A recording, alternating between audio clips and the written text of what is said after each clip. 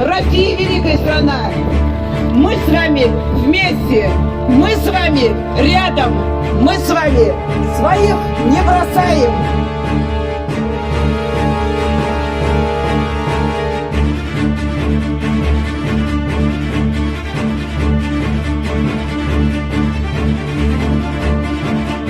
Фашистов раз победили!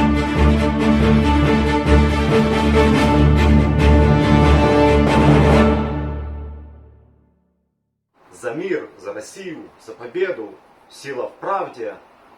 It means for peace, for Russia, for the victory, power and truth. Russian propaganda using these slogans exactly by the principles of the good propaganda from the book Principles of Propaganda, written in 2001 by the French historical Anna Morelli. The first principle said, "We don't want the war, we are defending ourselves." That's exactly how Russia was explaining herself in the first months of war. They said that they're preventing NATO from building more of their bases in Ukraine. For peace, for Russia, for victory, power and truth. I think the questions for the slogans are, for what peace, or peace of who exactly? Russia is not under attack, she's quite the opposite. She's aggressor. For Russia it sounds harsh, especially when you occupied the half of Ukraine. For victory? Winning the Second World War was victory. Winning the aggressor and preventing the genocide are victory. But when you are the attacking side, so what victory do you want? The last, but not the wars. Power and truth.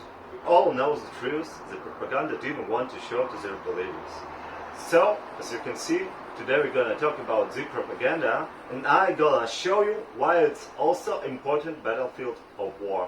Because we are fighting with phenomenon that the last time it took place when Hitler became a Nazi leader. Before we start, let's see the description of word propaganda. Propaganda, information, especially of biased or misleading nature, used to promote a political cause or point of view.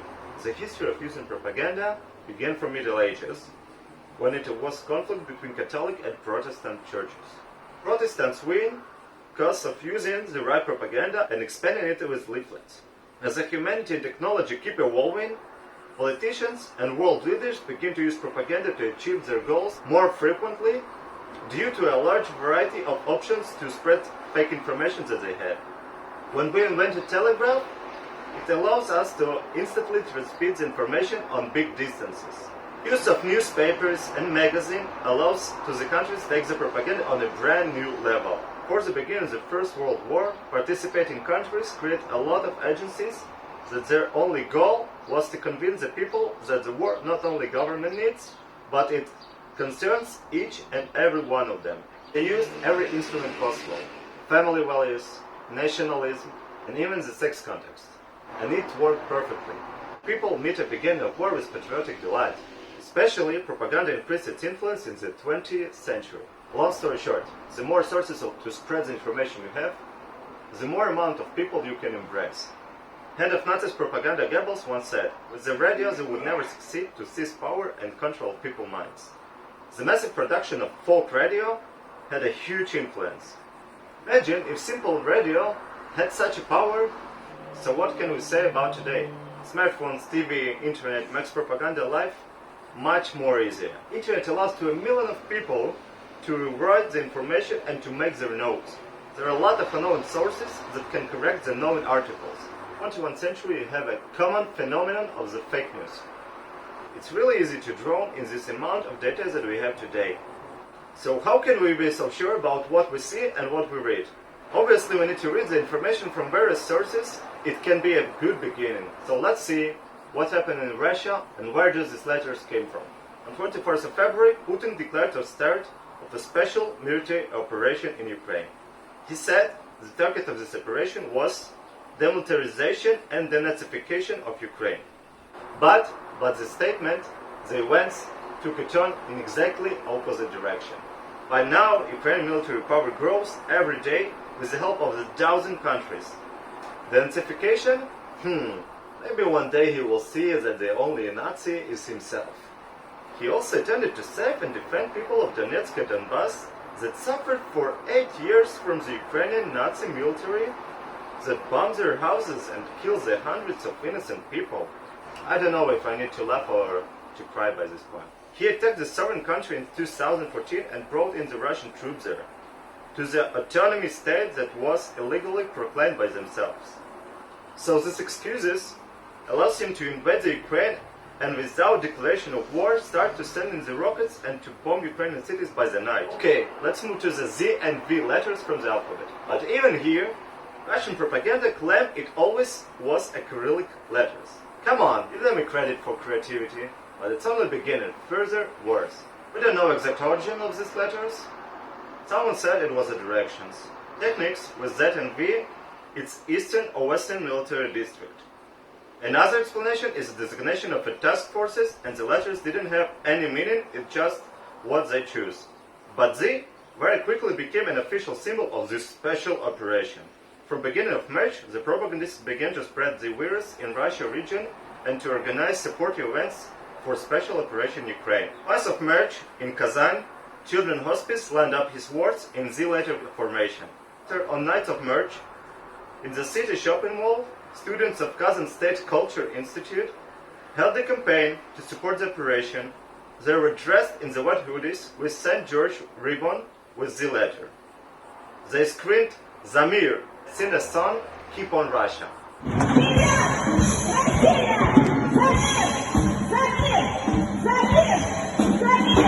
After that, the world began to roll and propaganda began to take control of more and more regions. From the rally with flags of Russia and Z-flags in Tomsk region, to the kindergartens and schools where children was painting Z letters and slogans and also were lined in Z formations.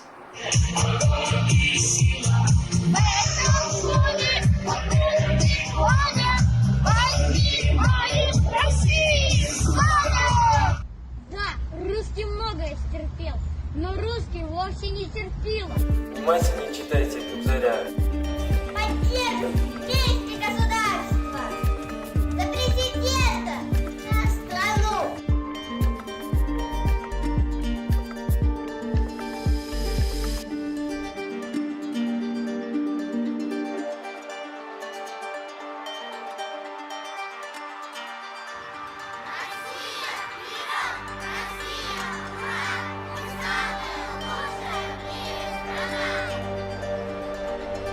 Not so long ago, Putin and authorities organized a concert "За Россию" for Russia in many regions of Russia. More carnival feeble, I will say, but these concerts cost to the governments 200 millions of ruble.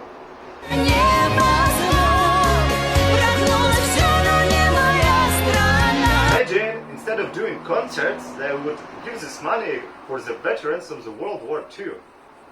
I think it was a good idea, but happened what happened.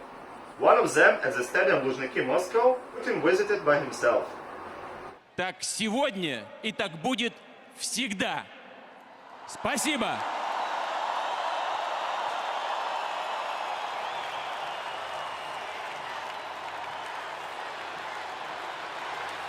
With the speech full of excuses, why they attacked Ukraine, there were 2,000 of people with Russia flags and Z flags. A lot of celebrities that also gave a support speech and sang a patriotic songs. That later becomes famous. They printed on the clothes and the billboards, on the building and public transport. Who is worse? The Nazi propaganda or Russian? I can't judge objectively, but let's make a comparison. Nazi used the radio to fool the people's minds 24/7. Russia using the television and the radio, because even in the not prosperous regions of Russia, they have a TV in their houses. Hitler and Putin are both powerful dictators and speakers, so they actively use the speeches to convince the nation that they're fighting for the truth. Only difference in their speeches that the Hitler used to lose the First World War and the Jews to play on people's strings and emotions. And Putin using World War II as example that they need to prevent it from happening again. And he loves to say how the veterans fought for them against the Nazis and how they fight against the Nazis in Ukraine as an excuse. Nazi symbol was swastika, and Russian propaganda symbol is Z. that became a modern swastik and it's everywhere. Nazi used a pure children's minds to turn them into patriotic robots. Even if they still don't understand what does it mean. Hitler had a Hitlerjugend, and the Russian propaganda of Russian children began from young ages that lined up in Z formations, and when they interview children, they're speaking about how they love Russia and of their wish to support the country. Putin still doesn't send them to the front lines, but I believe he can do this. There are already a lot of Russian soldiers at the ages of 18 and 19 years old in Ukraine. Nazi talked about their enemies like they're evil. For example, the Jews and their repression in Germany before the World War II. Nazi propaganda painted the awful pictures of Jews. They talked about it in the newspapers and on the radio, made everything that they can to convince the simple folk that Jews are reason of their problems and guilty in all the suffer of Germany. Putin propaganda also using this instrument, and long before the 24th of February, they began to talk and spread the fake news, articles and video about Nazism in Ukraine, ignoring the fact that there are a lot not allowed neo-Nazi groups in Russia, that in the early 2000s were demonstrating against all other ethnic groups in Russia besides white Russian people. In 2009, there were hundreds fixed kills based on racism in Russia. But Ukrainian folks, the great Nazi evil, and Russia came to free the people from this awful and cruel regime. So, as you can see, the history repeats itself. What we saw would never come back after World War II, happened in exactly the same minutes that I'm recording this video. Sadly, the people who knows what's happening and against the war invasion would see this article and this video, and the people who believes in propaganda would remain the same. What we can do to fight it? There are not so many solutions to fight the propaganda right now. All we can do to support Ukraine is to donate, to help the refugees, and to volunteer. More important, we need to talk about it, about war. And do not forget it even for a day, because Russia right now doing a crime of a world level, and they need to be judged. In Russia there are still a lot of normal people that are against the war. I have friends like this, I have volunteers like this, but sadly, the amount of people that support the war in Russia, it's much bigger. About these people that believes to the propaganda and support this operation in Ukraine, I can say that I hope one day they would understand and see what horrible things they supported. Millions of ruined homes and lives. Куди ми йдемо, зайка? Куди ми йдемо? I wish you all peace and prosperity. Let our children would never know what war is. Bye bye.